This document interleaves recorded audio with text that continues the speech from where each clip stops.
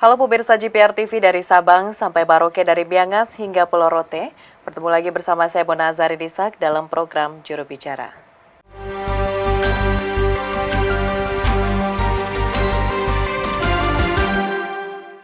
Pemirsa, berdasarkan data dari Kementerian Perhubungan, pada tahun 2023 ini akan terjadi lonjakan sekitar 107,63 juta orang melakukan perjalanan selama Nataru 2023-2024. Tentunya dengan peningkatan mobilitas masyarakat ini dibutuhkan persiapan yang sangat matang dari pemerintah terkait dengan sarana dan juga prasarana di perjalanan. Dan untuk mengetahui sejauh ini seperti apa persiapan yang telah dilakukan oleh pemerintah, kita akan bahas dalam program Juru Bicara. Sudah bergabung bersama kita Direktur Jenderal Informasi dan Komunikasi Kementerian Kominfo Republik Indonesia, Bapak Usman Kansong. Assalamualaikum, selamat malam Pak Dirjen. Waalaikumsalam, selamat malam Mona. Baik, Pak Dirjen, kita langsung pada pembahasan kali ini terkait dengan persiapan pemerintah untuk melakukan Nataru Pak Dirjen 2023-2024, yaitu tujuannya transportasi aman, liburan nyaman. Sejauh ini Pak Dirjen seperti apa upaya yang dilakukan oleh pemerintah agar libur Nataru ini bisa berjalan dengan lancar, Pak? Ya, jadi tentu persiapan-persiapan yang dilakukan pemerintah ini harus berbasis data. Nah, karena itu Kementerian Perhubungan beberapa waktu lalu sudah melakukan survei. Dari survei itu keluarlah angka-angka yang darinya kita kemudian bisa melakukan berbagai persiapan. Ya, sebagai contoh ada hasil survei yang menyebutkan bahwa jumlah orang yang akan melakukan perjalanan pada Natal dan Tahun Baru 2023-2024 sebanyak 107 juta lebih. Ya, dan ini merupakan peningkatan yang sangat signifikan jika dibandingkan dengan tahun lalu. Ya, peningkatannya 143%. Ya, tentu saja angka ini masuk akal karena tahun lalu ya kita masih diliputi oleh persoalan COVID dan belum pulihnya ekonomi begitu. Nah, dari data-data jumlah orang yang akan melakukan perjalanan, ya kita mendapatkan beberapa data lain, ya misalnya bahwa sebagian besar orang akan menggunakan kendaraan pribadi, sehingga ini kan perlu pengaturan, bagaimana misalnya di jalan itu tidak ada hambatan, tidak ada kemacetan. Ya, karena itu pemerintah membuat aturan, misalnya membatasi sejumlah jenis kendaraan. Ya, misalnya yang hanya dibolehkan nanti lewat adalah angkutan penumpang dan angkutan barang kebutuhan pokok, ya misalnya sembako, kemudian juga bensin ya atau minyak ya dan gas untuk keperluan transportasi. Nah, jadi itu yang kita lakukan ya. Kemudian pengaturannya seperti apa? Apakah nanti ada sistem buka tutup? Ya, kita sangat atau kontraflow sangat tergantung pada situasi di lapangan. Nah, ada data juga yang menarik bahwa banyak juga yang masih akan bepergian dengan sepeda motor.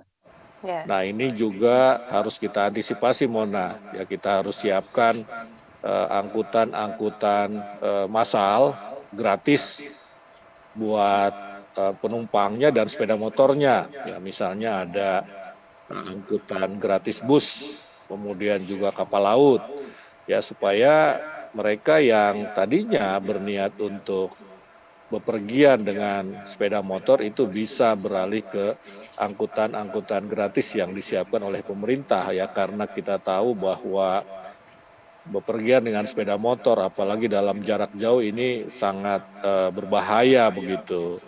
Ya, kemudian juga kita mendapatkan data bahwa sebagian besar orang bepergian dalam masa Nataru adalah untuk berwisata. untuk liburan.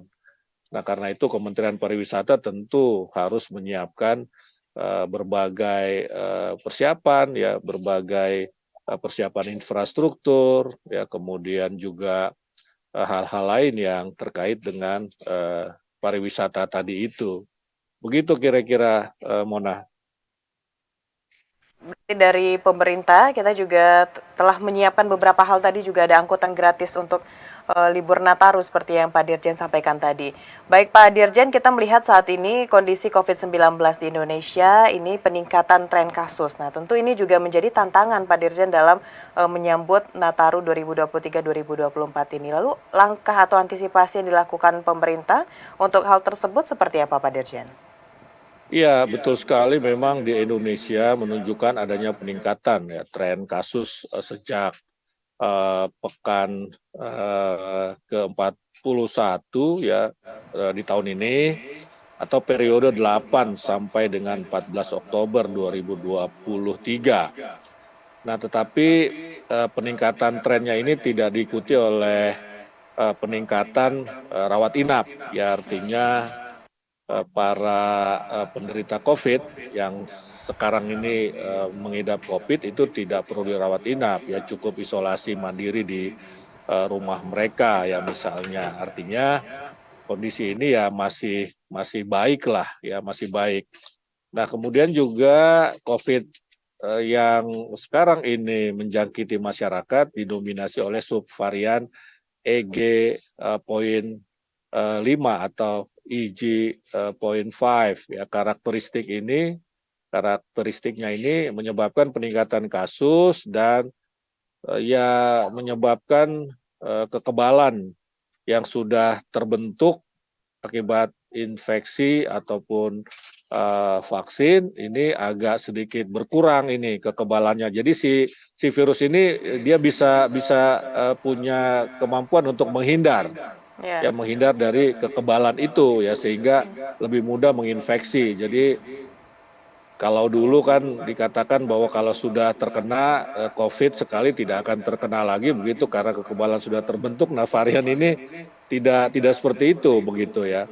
Nah, karena itu Kementerian Kesehatan yang mengeluarkan surat edaran, ya, tentang peningkatan kewaspadaan terhadap lonjakan COVID, ya. Tetapi dari sisi protokol belum ada perubahan protokol kesehatan, ya, Ya. protokol kesehatan. Jadi sifatnya surat edaran, sifatnya mengimbau, ya, misalnya masyarakat yang ketika bepergian menderita flu, batuk, pilek begitu, ya harus menggunakan masker supaya dia tidak menulari orang lain begitu. Kemudian juga, ya, kita imbau juga untuk rajin cuci tangan pakai sabun atau hand sanitizer, ya. Kalau kita menumpang pesawat Garuda itu selalu diingatkan, ya, kita untuk tetap menjaga kesehatan, ya. Misalnya tadi pakai masker ataupun mencuci tangan pakai sabun. Nah, jadi untuk menghindari, ya, COVID yang sedang melonjak ini, kita akan terus gencarkan komunikasi publik agar masyarakat lebih waspada. Baik, berarti salah satu upaya yang dilakukan pemerintah terkait dengan peningkatan tren kasus COVID-19 ini adalah memberikan himbauan kepada masyarakat atau sosialisasi. Baik Pak Dirjen, usai jeda pariwara kita nanti akan bahas lagi mengenai kesiapan dari Kementerian Kominfo sendiri untuk menyediakan layanan internet selama Nataru. Namun pemirsa jangan kemana-mana, tetap bersama kami di program Juru Bicara.